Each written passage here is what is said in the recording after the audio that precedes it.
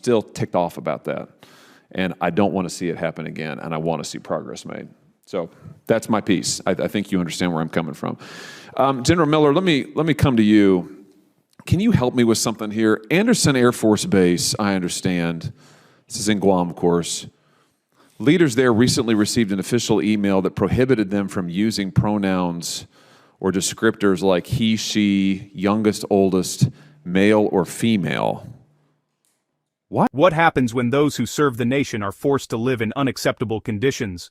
In a powerful Senate hearing, Josh Hawley confronts military leadership over crumbling housing, broken commitments, and policies that raise serious questions about priorities.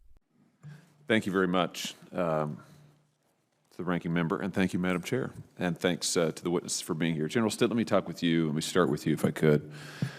I have spoken repeatedly with the Secretary of the Army about replacing aging homes at Fort Leonard Wood in my home state, and there is no doubt in my mind that service members deserve better than they are getting right now. I was just there a few weeks ago. I toured the homes myself. I spoke to residents. I spoke to spouses. I spoke to children who live in the homes. These homes need to be replaced. What concerns me is the Army doesn't seem to have a plan to replace this aging housing stock. So let me just ask you this. In your opinion, how does the availability or maybe lack of availability of quality military housing for service members and their families affect recruiting and retention? Senator Hawley, good afternoon. The Army takes the care and quality of life of all of our service members and their families very seriously. So we are making and committed to investing in our housing within not just that, but within our daycare centers, child care, offering opportunities, expanding beyond that for spousal employment, to put kind of a whole package on the table to ensure that our facilities and our care and commitment towards family members is first class. You say a whole package. When will we be seeing this package? Senator, we continue to work on it, and I can take that question for the record, please. Well, that's fine. I mean, but let me just say again, for the record, I've said this in the full committee, I'll say it again here, that I think we're past the point of continuing to kick this down the road. I mean, this is a problem now. Frankly, at Fort Leonard Wood, it was a problem a decade ago. But listen, I've been there. I mean, I've seen it myself.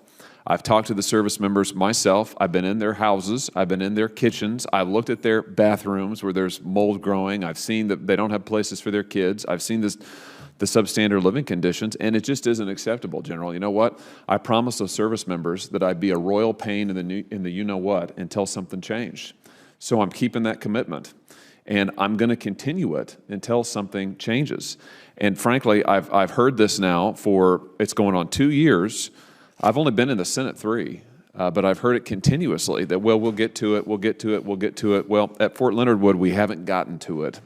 And I bet, if we went around the table here, I bet that the other members of the subcommittee would have the same situation in their state. So I'll give you the question for the record, but I just want to put on notice again, and you can take this back, that I want to see some progress on this, and I want to see it soon. And what I don't want to see are any more commitments from the Army that they're going to spend X number of dollars. This happened last year. We're going to commit X number of dollars to Fort Leonard Wood, and then as it turns out, $0 were spent on housing. I'm still ticked off about that, and I don't want to see it happen again, and I want to see progress made. So that's my piece. I think you understand where I'm coming from. General Miller, let me come to you. Can you help me with something here? Anderson Air Force Base, I understand, this is in Guam, of course. Leaders there recently received an official email that prohibited them from using pronouns or descriptors like he, she, youngest, oldest, male, or female. Why is that? I mean, what's going on? Senator Hawley, thank you for that question. Actually, that is, we've been talking a lot about that because it was an email, from my understanding, that went out locally from one of the commanders there, and I don't remember at what level. I don't know if it was a group commander or the wing commander there. I believe that it was a Facebook post that went out based on a question. It is not the Air Force policy to not use pronouns. And so I think it was a social media, exacerbated by individuals that said that they were directed for that. Okay, good. Well, I think that's progress. So you're saying, I'm looking at a news article here published August 31, 2022, saying that PACAF has sent this letter around. Leaders of the base are instructed, do not use pronouns, age, race, etc. And they go on. The unauthorized examples of unauthorized language are male, female, youngest, oldest, he, she. But you're saying that that was not an official communication. That has not been a directive. That is not an official communication from the HAF. Correct. Okay. And so your position to me is today that is not policy, and that they have not been so instructed. That is correct. This is that a social is not media policy. kerfuffle. I mean, this is not real. It's not happening. I don't know if it's not happening, but it is not an official policy from the Department of the Air Force. Okay.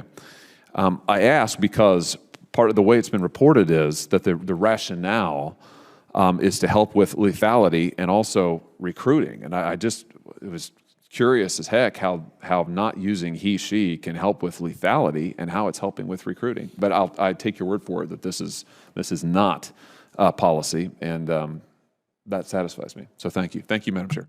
This exchange cuts straight to the heart of morale, readiness, and respect for service members and their families. This Senate exchange delivers a stark reminder. Caring for service members means more than words. It requires action, follow-through, and clear priorities. From unsafe housing to questionable directives, the message is unmistakable. Those who serve deserve better, and leaders are being put on notice that excuses are no longer enough. If you enjoyed this video, subscribe, like, and share for others to see the political situation of the country.